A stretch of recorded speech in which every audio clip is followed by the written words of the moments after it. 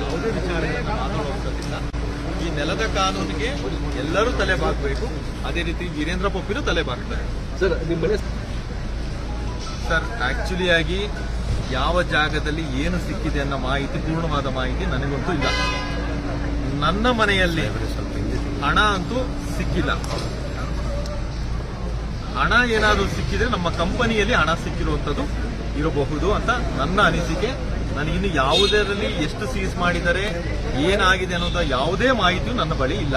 ಈ ಸದ್ಯದ ಪರಿಸ್ಥಿತಿಯಲ್ಲಿ ನಾಳೆಯಿಂದ ನಮ್ಮ ಲೀಗಲ್ ಟೀಮ್ ಜೊತೆ, ನಮ್ಮ ಕಾನೂನಿನ ಟೀಮಿನ ಜೊತೆಗೆ ನಾನು ಕುಂತು ಚರ್ಚೆ ಮಾಡಿದಂಗೆ ಮುಂದಿನ ವಿಚಾರಗಳು ಗೊತ್ತಾಗ್ತದೆ. ಸರ್, ಮತ್ತೆ ಇನ್ನೊಂದು ವಿಚಾರ, ಆಗ ನೀವು ಅರೆಸ್ಟ್ ಆಗುವಂತಹ ಸಂದರ್ಭದಲ್ಲಿ ಬಿಹಾರ್ ಚುನಾವಣೆ ಇತ್ತು.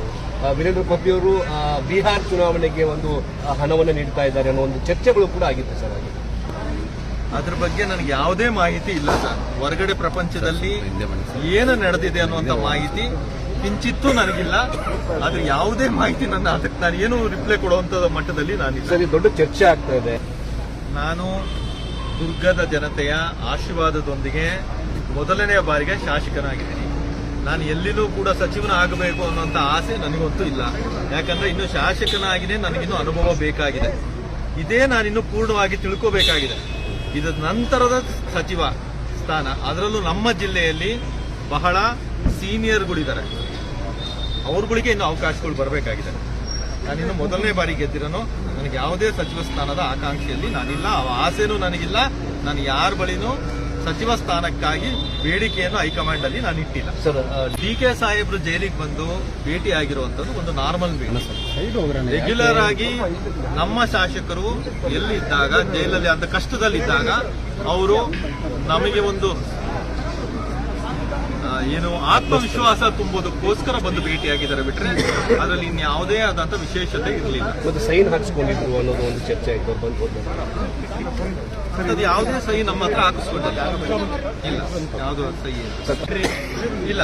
ದರ್ಶನ್ ಸರ್ ನಾನು ಭೇಟಿಯಾಗಿರೋದು ಓನ್ಲಿ ಒಂದು ದಿನ ಮಾತ್ರ ನಾವಿಬ್ಬರು ಭೇಟಿಯಾಗಿರುವಂತದ್ದಾಗಿತ್ತು. ಚೆನ್ನಾಗಿದ್ದಾರೆ ದರ್ಶನ್ ಸರ್. ನಾನು ಅವರು ಮುಂಚೆಯಿಂದನೂ ಚೆನ್ನಾಗಿದ್ವಿ.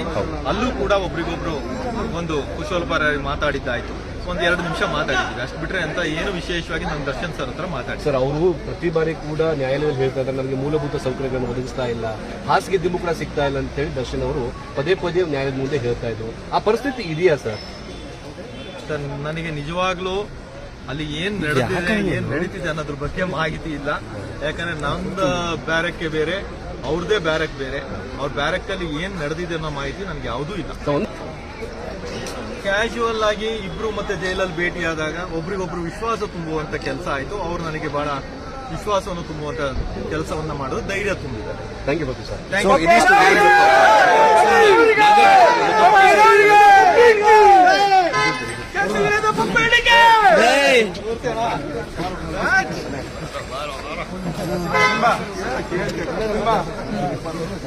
ಸ್ವಲ್ಪ ಹಿಂದೆ ಮಾಡಿ